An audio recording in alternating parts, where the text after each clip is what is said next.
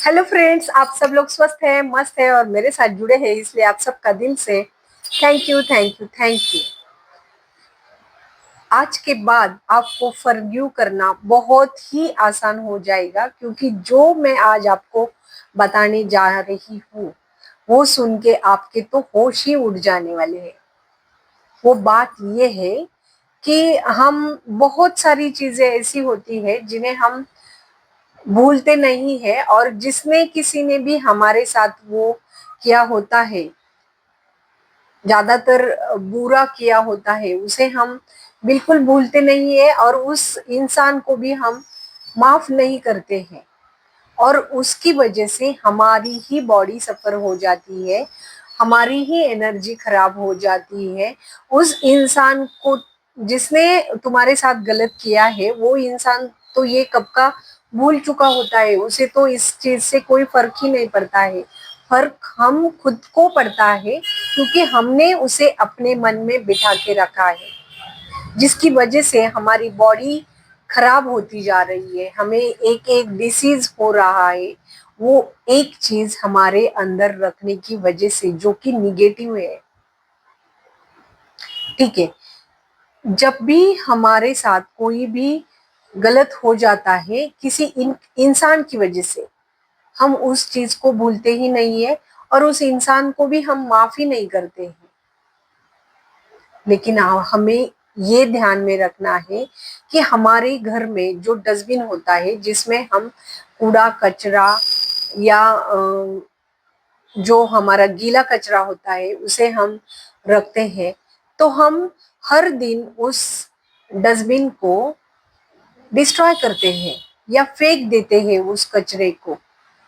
ठीक है, क्योंकि अगर हमें पता है कि अगर उस कचरे को हमने 2 दिन 3 दिन 4 दिन या 8 दिन वैसे ही उस डस्टबिन में रखा, तो पूरे घर में दुर्गंध आना शुरू हो जाती है। हम उस घर में बैठ भी नहीं सकेंगे अगर 8-10 दिन उस कचरे को उसी तरह उस डस्टबिन में घर के अंदर रखेंगे तो।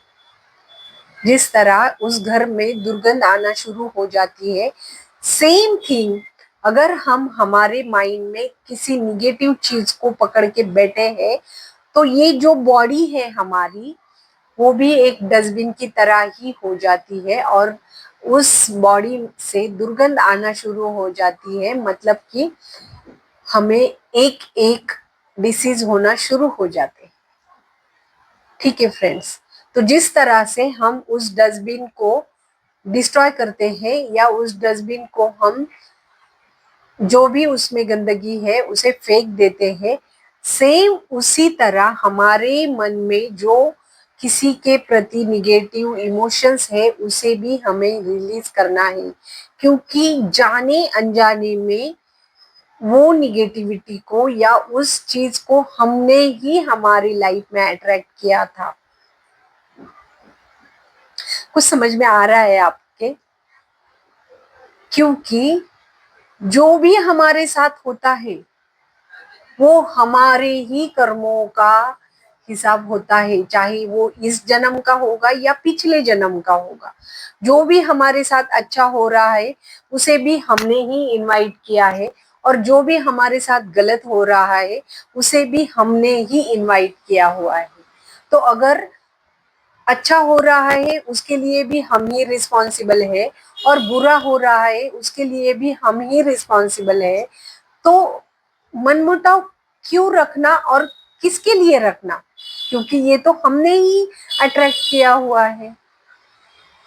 ठीक है, ये दो चीजें आपको बहुत अच्छी सी समझनी है और आपको बहुत अच्छी सी इसके ऊपर काम करना है। एक तो वो डस्टबिन की तरह उसे, उस कचरे को, उस कूड़े को फेंक देना है या बाहर निकालना है।